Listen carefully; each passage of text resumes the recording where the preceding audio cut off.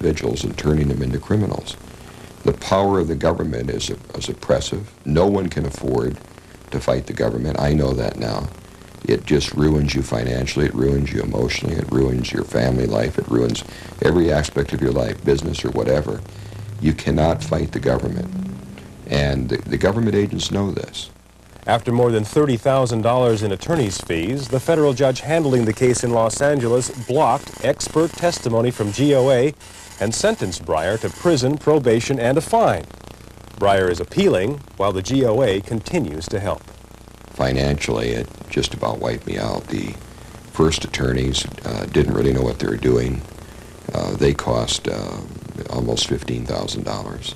The second attorney handling it, because the first attorney was failing so miserably, quoted me he would take it on for $4,000 or $5,000. In fact, put it in writing for $5,000 or $6,000. It ended up costing another $15,000, $20,000. Finally, there are those who, whether guilty or not, can't take the pressure of an investigation. Big Brother is just too intimidating. They feel the little guy just can't win against the government. They don't have enough time and not enough resources. Take the case of Eddie Walters. Eddie was set up by an undercover agent. There were 6 guys in my kitchen, and I walk in, and the first thing he says, "Do you have a gun?" And I said no, and I just stood there and I was looking around, and then one of the guys started explaining that he was from the government, and then Eddie walked in, but one time when I was in the kitchen, and Eddie was sitting across from one of the agents, and they were telling him, you know, "We've got you, man. There's no way out of this. We've got you, and there's nothing you can do about it. You might as well hang it up, bud." And it was just like, you know, and I was sitting on the kitchen counter, and I just started crying, and he looked over at me, and he said, "See what you've done to her? You've ruined her life." And, you know, and Eddie just looked at me, and that's all it took. As much as he loved me, that's all it took for him to have someone tell him that he ruined my life. It's more than he can handle. He said, I haven't done anything bad enough to go to jail over. He said, "There's no way." He said, "Do you see what that paper said? It said United States of America versus Eddie Walter." He said, "There's no way that I can fight the government." He said, "I could either run or I can kill myself." You know, I guess I was thinking if he did run, I didn't want to tell the police he was missing so they wouldn't find him. And then it was around 9:30 or quarter till 10, finally Friday night, that the police came to the door and told me that Eddie was dead, that they had found him. Eddie's perception of letting his family down and the heavy hand of the BATF drove him to take his own life. Are these isolated cases? Certainly not.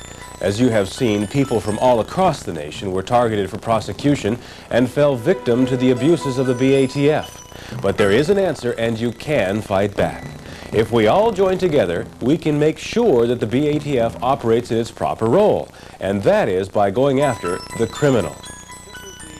BATF is not the only agency that's trying to take away our individual rights. They're just part of the overall problem. You're probably well aware of the orchestrated plan by anti-gunners whose new attack is on semi-automatic firearms using buzzwords like assault weapons. The anti-gun forces are persistent, well-financed, and entrenched. We must fight back. It's our American responsibility. We are Americans. We believe in our individual rights. We intend to keep those rights intact.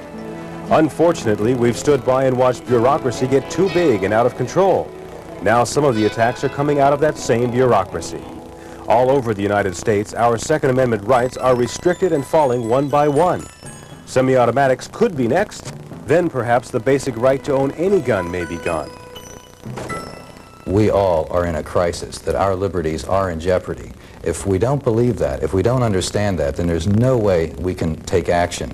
We have to not only get involved in talking to our friends and neighbors, we have to take some leadership. We have to get the facts to our friends and neighbors. We have to get them to our legislators and even to the media. We have to talk to these people and show them that there is another point of view that they haven't heard before, and we have to keep talking until they finally listen to us. And it's not going to necessarily be the first time that we contact them. We're going to have to be very persistent or we will lose. The bureaucratic oppression perpetrated by the BATF reached deep into society. It pitted cop against cop in New Jersey when the BATF went after fellow law enforcement brothers Bob Kirkbride and Jim Phillips. They have been exonerated, but still have not seen their rifles returned. The oppression has cost Jim Bossy more than $100,000 in legal fees.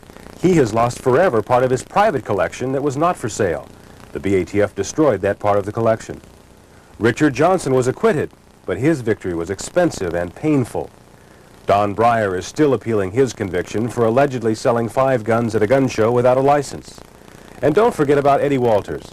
A man is presumed innocent until proven guilty, but Eddie couldn't handle the insinuation that he was guilty and killed himself because of the BATF's scare tactics. What can you do to stop the oppression?